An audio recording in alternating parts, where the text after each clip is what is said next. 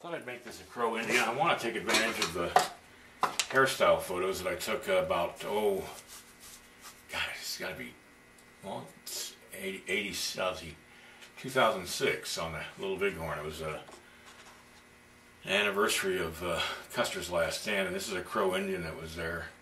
And this is the way he arrived there. This is the way he wears his hair daily. He posed for me a couple of years later near Sheridan, Wyoming, and had the same hairstyle.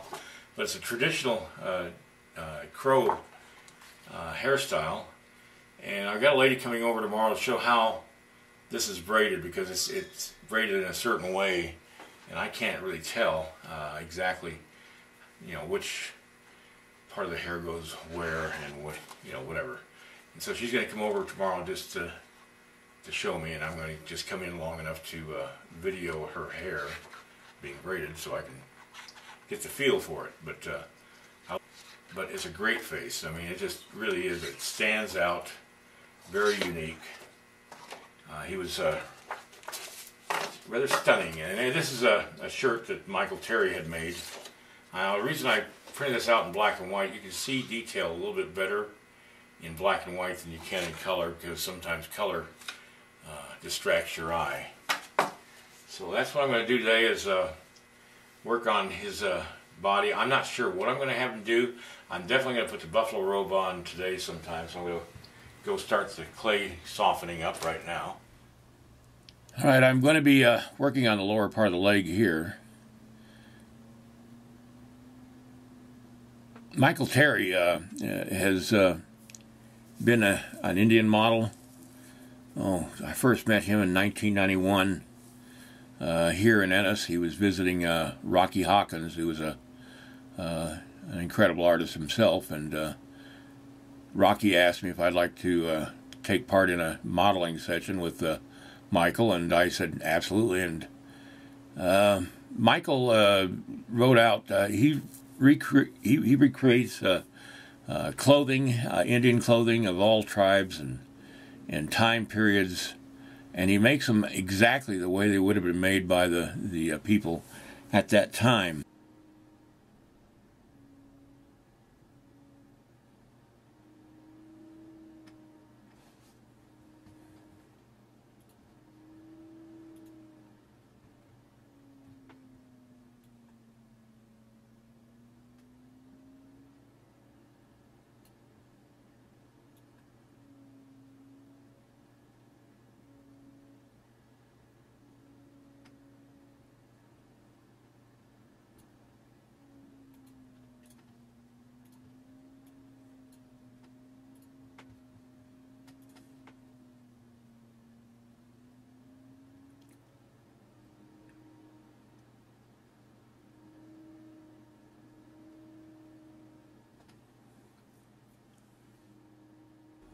Okay, I've laid down the basics before I put the Buffalo Robe on, because the Buffalo Robe is going to cover most of what you see here anyway. But I just wanted to get something underneath the Buffalo Robe, and it's going to completely cover this arm and hang down here, but I wanted to get the legging and the loincloth at least on. And I filled in behind the loincloth, because once I put the Buffalo Robe on, then what I'm going to do is fill in behind and up here, and it doesn't hurt to get at least started doing that, because you still got to cast this thing, and deep undercuts don't do anything. They just add cost to your production of your bronze. All right, I'm starting to prep the area for dipping hot clay, and let me emphasize right now, do not attempt this if you're under the age of 35.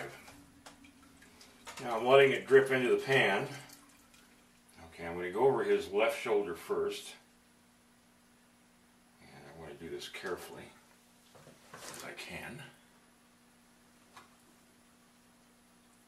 Okay, I need something to hold it up there, so take the forceps off. And I'm just going to use a fondue stick. That just keeps it from sliding down. Now I'm going to pull it out away from the body. bit. And you're going to have to form it as it cools, because you don't want to settle for just what you get. Believe me, this does not pardon you from having to do some sculpting, because you still have to sculpt the robe. Show you what I did. I brought the robe so that his hand is holding it like he's swinging the robe open. Instead of having a weapon in his hand, I've got him just taking the robe off of his shoulders, or swinging, you know, kind of getting out of it. Sort of like he's seen something and he's getting ready to drop the robe and run for a weapon or something. Clay has cooled off a lot, so now the robe is a little more manipulative, and I can cut the bottom of the robe. I've already started doing that. I cut away a lot here. I'm going to take the scrap that I've cut off, and I'm going to have this buffalo robe sort of flapped back over on itself. The inside, which is the fur part, will be here. So I'm going to cut this. All right, what I'm doing here is cutting away the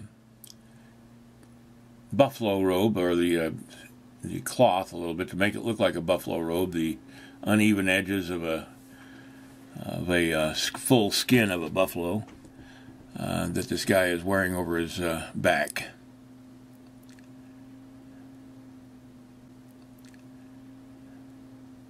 And that all, you know, lends itself to the design of the piece. Here I'm putting the first clay on top of the wax coated cloth to try to bring it into a more sculptural process here. What I've done is I've turned the skin inside out. In other words, buffalo robes are pretty big, and here I'm adding the heavy hump fur, or the fur up around near the hump and the head of the horse, buffalo, trying to texture it a little bit. And then here I've got his hand and arm sculpted, and I'm thinking of having the buffalo robe coming down and over the arm as he's pushing the robe off of his shoulders, because he's heard something, and there's his war club in his hand, and he's swinging around on the alert, so to speak. And I'm trying to design that. Now I'm going to start on the head of the Indian, and as you can see, here's my Crow Indian model with his hairstyle and all that, and I start the face, working from pictures of that gentleman.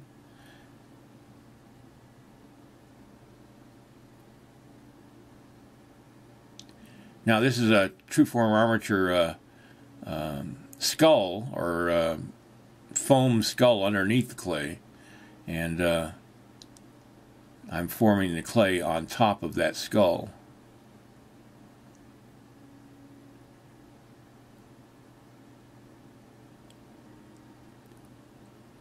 What I'm doing right now is just blocking in the features, the cheeks, the mouth, the particular shape of the mouth that this gentleman had. Just blocking in what I see in the pictures.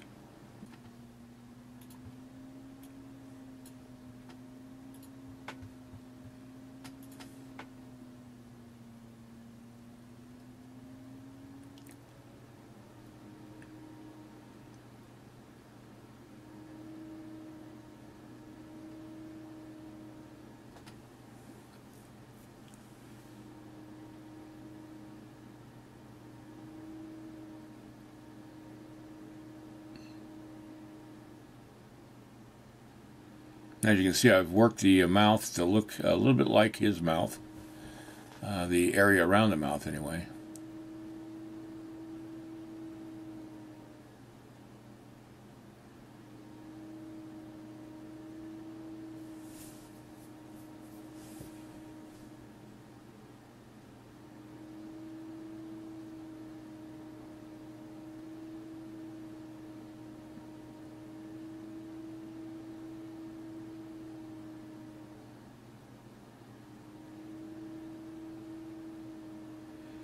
Now I've just started the hair. I put a couple of pieces of braids on his head, approximately where I'm going to have it, and I'm just blocking in the hair real quick here. I'm running out of time this day, and I need to get this to where I can see what it's going to look like. And that's pretty much it. And I'll pick this whole subject up tomorrow. And like I said, I'm getting ready for a show in Tahoe at this point, at this time last year. And I'm trying to get this clay ready for that. All right, everybody, have a great night. I'll see you tomorrow.